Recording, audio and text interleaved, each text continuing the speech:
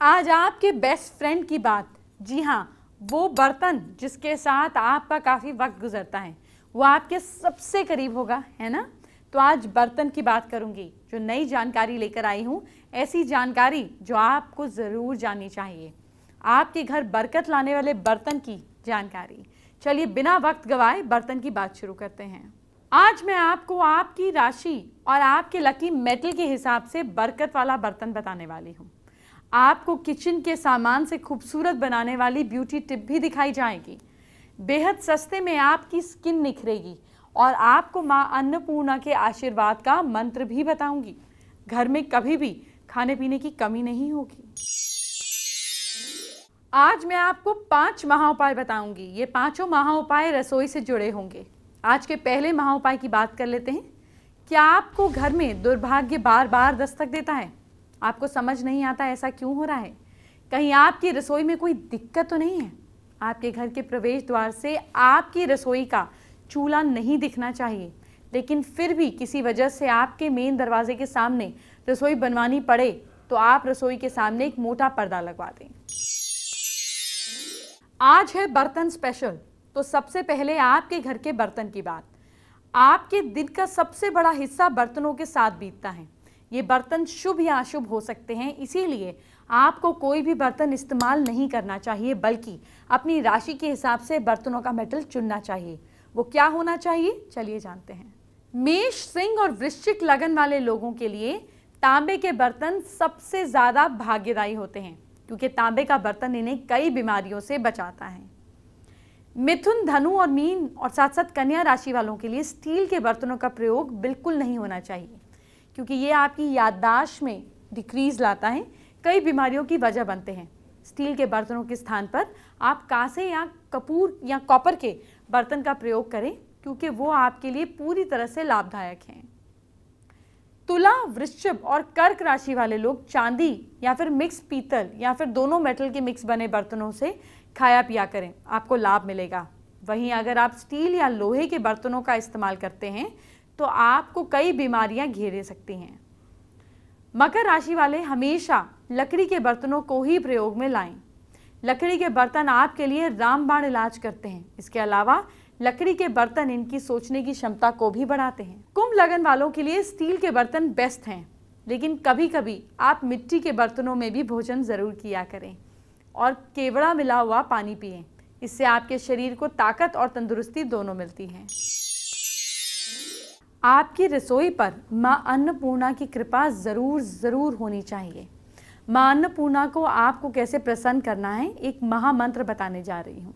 मेरे कुछ दर्शकों की शिकायत है कि मंत्र नोट नहीं कर पाते, इसीलिए मैं बहुत आराम से पढ़ूंगी, आप नोट कर लीजिएगा। माँ अन्नपूर्णा जी का महामंत्र है, धीरे धीरे बोल रही हूँ। ओम ह्रीं क्लीं नमो भगवती महेश्वरी ममाभि मत मंत्र देहि देहि अन्नपूर्ण स्वाहा।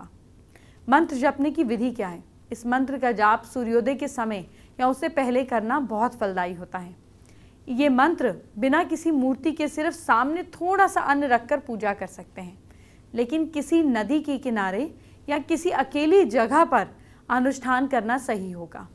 इस मंत्र की साधना के लिए सुबह का समय बहुत शुभ माना जाता है। इस मंत्र का 21 दिन तक रोज 5 माला का जाप करना है। इसका सफल अनुष्ठान करने वाले पर अन्न की कमी नहीं होती, उनके घर में खाने पीने की चीजें हमेशा रहती हैं। आइए बात करते हैं आज के दूसरे महाउपाय की। ध्यान से सुनिए, रसोई से जुड़ा दूसरा महाउपाय क्या है? क्या घर से जुड़ा दुर्भाग्य दूर करना चाहते हैं? वैसे तो वास्तु के मुताबिक रसोई की सही जगह साउथ और साउथ ईस्ट होनी चाहिए, या इन दोनों के बीच का हिस्सा। लेकिन अगर आपके घर रसोई इस दिशा में नहीं है तो आप रसोई में कुछ ऐसे चित्र लगवाएं जिसमें ऋषि मुनि यज्ञ कर रहे हों। इससे ना सिर्फ आपके घर में आर्थिक तंगी खत्म होगी, बल्कि रसोई का वास्तु दोष भी दूर हो जाएगा। बर्तन स्पेशल में अब और बहुत खास बात हर हाउसवाइफ को पता होनी चाहिए। बर्तन कई तरह के मेटल से बने होते हैं। आपके घर में भी कई मेटल के बर्तन होंगे, लेकिन कौन से मेटल से बने बर्तन अच्छे होते हैं और कौन से सेहत के लिए खराब होते हैं, ये आपको बता देती हूँ। सोना, गोल्ड एक महंगा मेटल है। सोना लाल, सफ़ेद और पीले रंग का होता है, लेकिन भारत में सबसे ज़्यादा पीला सोना प्रयोग में लाया जाता है। सोने के बर्तन में पहले के राजा महाराजा भोजन करते थे। सोना एक गर्म मेटल है। सोने से बने बर्तन में भोजन बनाने और करने से शरीर के हिस्से कठोर, बलवान, ताकतवर और मजबूत बनते हैं। और साथ साथ सोना आंखों की रोशनी बढ़ाता है, आंखों को तेज करता है। चांदी सोने के बाद दूसरी कीमती मेटल है। चांदी एक ठंडा मेटल है जो शरीर को अंदर से ठंडक पहुंचाता है, शरीर को शांत रखता है। इसके बर्तन में भोजन करने से, बनाने से आपके कई फायदे होते हैं, जैसे दिमाग तेज होता है, आंखों की रोशनी बढ़ती है, आंखों की सेहत अच्छी रहती है और इसके अलावा पित्त दोष, कफ और गैस पर भी कंट्रोल होता है। कांसा, चांदी के बाद कांसे के बर्तन कीमती होते हैं। ये चांदी से थोड़े सस्ते होते हैं और इसके बर्तन का इस्तेमाल मिडिल क्लास फैमिली में होता है। इसके बने बर्तन में खाना खाने से बुद्धि तेज होती है, खून प्योरीफाई होता है, भूख बढ़ती है। लेकिन कांसा खट्टी चीज़ों, मतलब जो खट्टी चीज़ें हैं वो कांसे में नहीं परोसनी चाहिए। इस मेटल से मिलकर जहरीली हो जाती हैं खट्टी चीज़ें। अगला मेटल है तांबा। तांबे के बने बर्तन का हर घर में पूजा पाठ में भी इस्तेमाल किया जाता है। इस बर्तन का पानी बीमारी से बचाता है, खून को शुद्ध करता है, याददाश्त को अच्छा करता है, लिवर की समस्या दूर करता है। तांबे का पानी शरीर के टॉक्सिक एलिमेंट को खत्म कर देता है। इसीलिए इस बर्तन में रखा पानी सेहत के लिए बहुत अच्छा माना जाता है। लेकिन तांबे के बर्तन में दूध नहीं पीना चाहिए, इससे शरीर को नुकसान होता है। अगला मेटल है पीतल। कई घरों में पीतल के बर्तन का इस्तेमाल होता है। इसमें भोजन पकाने और करने से कई तरीके की बीमारियों से मुक्ति मिलती है। लोहा, लगभग हर घर में लोहे के बर्तन का प्रयोग होता ही है। लोहे की कढ़ाई होती है, तवा होता है। इसमें बने भोजन से शरीर की शक्ति बढ़ती है। इसमें आयरन होता है। लोहा कई रोगों को खत्म करता है, शरीर में सूजन और पीलापन नहीं आने देता। लेकिन लोहे के बर्तन में खाना नहीं खाना चाहिए, क्योंकि इसमें खाना खाने से बुद्धि को नुकसान होता है। लेकिन लोहे के बर्तन में पानी पीना अच्छा होता है। स्टील के बर्तन से नुकसान नहीं होता, इसीलिए ज़्यादा इस्तेमाल किया जाता है। इसमें खाना बनाने और खाने से शरीर को कोई फ़ायदा नहीं है, लेकिन कोई नुकसान भी नहीं पहुंचता। एल्यूमिनियम, ध्यान से सुनिए, बॉक्साइट से बना होता है ये। इसमें खाना बनाने से शरीर में सिर्फ नुकसान होता है। यह आयरन और कैल्शियम को सोखता है, इसीलिए इससे बने खाने का उपयोग नहीं करना चाहिए। इससे हड्डियां कमज़ोर होती हैं, मानसिक बीमारियां होती हैं, लिवर और नर्वस सिस्टम को नुकसान पहुंच सकता है। इसीलिए अंग्रेज जेल के कैदी को इसमें खाना परोसा करते थे। आप तो मत खाइए। ब्यूटी पार्लर में हजारों रुपए क्यों खर्च करते हैं? अब आपको किचन के सामान से कुछ रुपए में सुंदर बनने वाली टिप दे देती हूँ। हम लोग जैसे बाहर जाते हैं, उससे अच्छा होता है कि हम किचन में हमारे बहुत सारे ऐसे आइटम होते हैं जिन्हें हम निकाल के खुद ही 10-15 मिनट में अगर डेली अपनी स्किन के ऊपर ध्यान दें तो हमें पार्लर जाने की ज़रूरत ही नहीं पड़ेगी। तो आज मेरे पास यहाँ पर कुछ चीज़ें हैं और मैं आपको कुछ नुस्खे बताऊंगी जिससे आप घर पे खुद अपनी स्किन का ध्यान रख सकते हैं। सो हमारे पास नींबू है, टमाटर है, ये बेसन है, हल्दी है जो कि बहुत ही इम्पॉर्टेंट होती है और ये एंटीसेप्टिक भी होती है और हेल्दी भी होती है स्किन के लिए। दही है and we have this almond oil and ये हमारे पास है शहद जो कि हमारी स्किन में शाइनिंग लेके आता है। और इनका मिक्सचर कैसे बना के क्या चीज़ कैसे यूज़ करनी है मैं आपको बताऊंगी। ये सबसे पहले हम बेसन लेंगे, थोड़ा सा बेसन, और इसमें थोड़ी सी हल्दी डालते हैं। हल्दी डालने से जो है आपकी स्किन एकदम ग्लो करने लगती है, चमक आ जाती है। एंड इसमें दही लेके इसका पूरा मिक्सचर बना लेंगे हम लोग। नींबू जो होता है वो बहुत इंपॉर्टेंट होता है। नींबू आप पी भी सकते हैं, पीने से भी वो आपको आपकी स्किन अच्छी रहती है। और जब हम इसको लगाते हैं तो ये जो है ब्लीच का काम करता है। सो आपको आर्टिफिशियल ब्लीच की ज़रूरत नहीं है, आप थोड़ा सा नींबू के कुछ ड्रॉपलेट्स डाल सकते हैं और ये आपको ब्लीच का इफेक्ट देगा और आप गुरे गुरे जाओगे। और थोड़ा सा ये ऑयल, आमंड ऑयल, अगर आप रेगुलर बेसिस पे ये सब चीजें अप्लाई करते रहेंगे सो आई डोंट थिंक सो आपको बाहर जाने की जरूरत पड़ेगी। ये जो हमारे पास टमाटर है, हमें इसे कहीं मिक्स करने की जरूरत नहीं है। बोलते हैं कि टमाटर काट के आप जनरली बस इसको स्किन पे रब कर लीजिए, हाथों पे लगा लीजिए, तो ये डी टैनिंग का काम करता है। आपको टैनिंग नहीं होगी टमाटर अगर आप यूज करेंगे। सो हमारा जो ये पैक है ये रेडी हो गया है, और ये फेस पैक है। सिंस मैं अभी रेडी बैठी हूँ ऑलरेडी, तो मैं आपको ये बताती हूँ। ये आपको ऐसे लेके आप, या ब्रश है अगर आपके पास तो आप ब्रश लेके you can just keep a thin layer on your skin for 10 to 15 minutes and will give you good shine and good skin. ये सब चीजें तो हमारी किचन में ही होती है। हमें स्पेशली जाके we don't need to buy, honey होता है, दही होता है हमारे पास, नींबू, टमाटर, हल्दी, बेसन। आई थिंक इसके लिए आपको कुछ भी स्पेशल एफर्ट्स डालने की जरूरत नहीं है। आपको सिर्फ बनाने की मेहनत करनी है और उठ के थोड़ा एफर्ट डालना है कि हाँ मुझे मेरी स्किन का ख्याल रखना है, तो बस वो मेहनत है।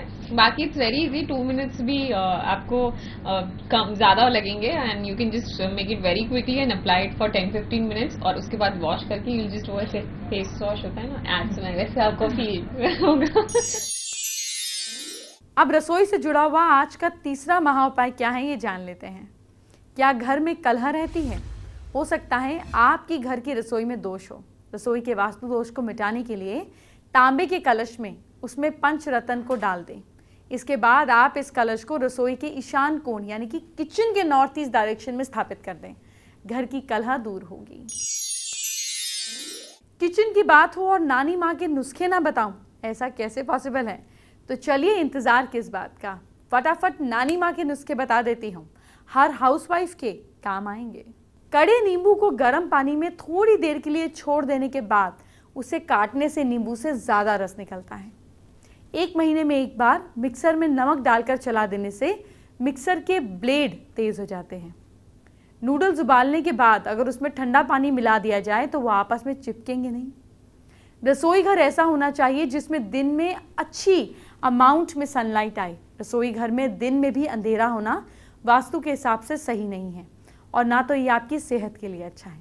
अगर रसोई में कहीं कोई चिपचिपी चीज़ गिर जाए तो उसके ऊपर ब्लीच डाल दीजिए और फिर उसे ब्रश से साफ कर दीजिए।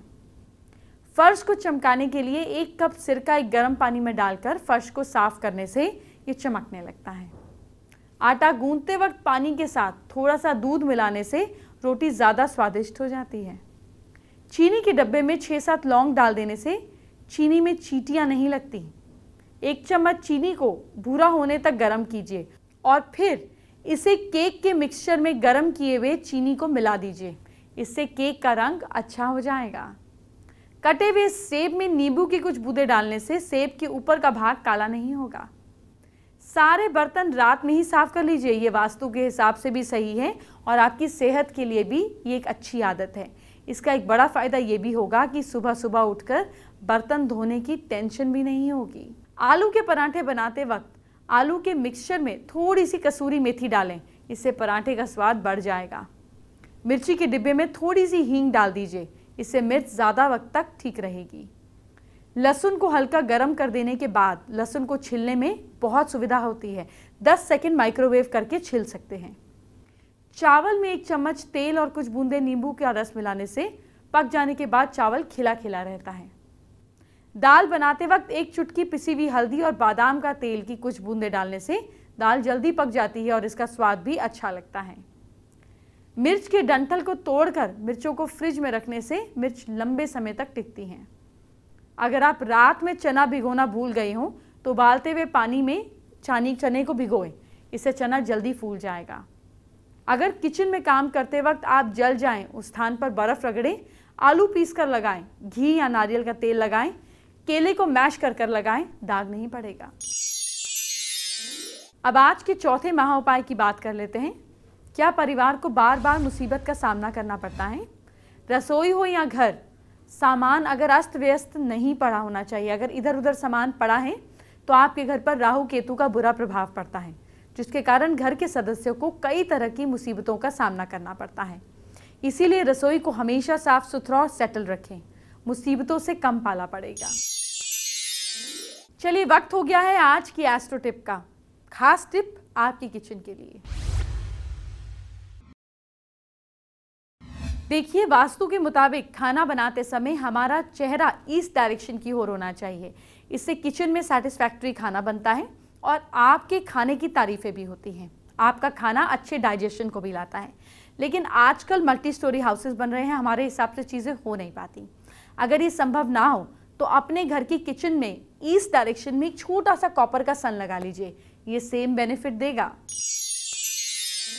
एंटरटेनमेंट की बात बाद में, अपने फ्यूचर को संवारिए। अपनी राशि के हिसाब से इतना सिंपल सा उपाय कीजिए और अपने दिन को लकी बनाइए।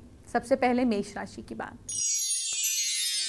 मेष राशि के लोग कल अपने ईष्ट का नाम लें, सब काम बनेंगे।